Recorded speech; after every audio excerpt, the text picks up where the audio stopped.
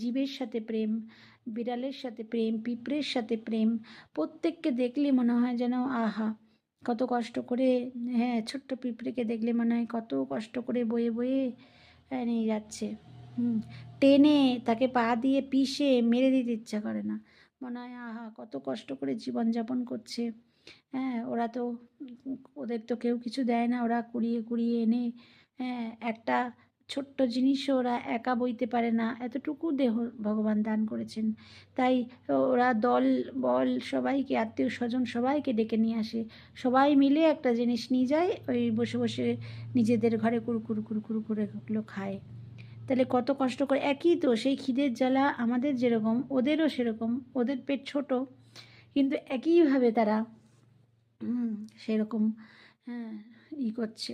তাই প্রত্যেকের প্রতি দয়া তখন নেমে আসে। কেননা ভগবান বলেই দিয়েছেন যে যখনই কৃষ্ণ ভক্ত কোনো, হ্যাঁ, ভজন করতে থাকে, আমার নাম জপতে থাকে, তখনই আমার হৃদয়টা, আমার যে করুণার্দ্র দয়ার্দ্র বিশাল আকাশের মতন সীমাহীন যে হৃদয়, সেই আস্তে আস্তে সেই গুণগুলো, কৃষ্ণের গুণগুলো সব আস্তে আস্তে সেই ধীরে ধীরে ভক্তের মধ্যে চলে যায়।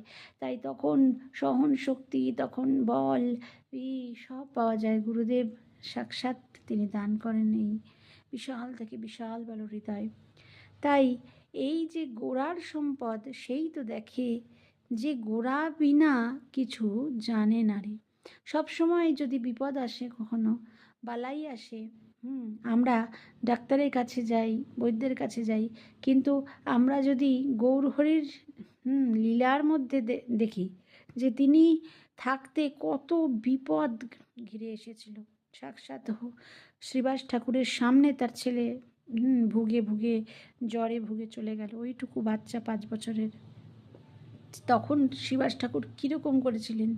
তারপরে সচী মাতা, তার স্বামী চলে গেল, তার আগে পুত্র বিশ্বরূপ চলে গেলেন, তারপরে বিশ্বম্ভর সেও বাড়ি ছাড়া হয়ে গেল, আর বৌমা সেও বিষ্ণুপ্রিয়া দেবী সেও একলা ঘরে বন্দি জীবন। তাহলে কি কষ্ট, কি কষ্ট!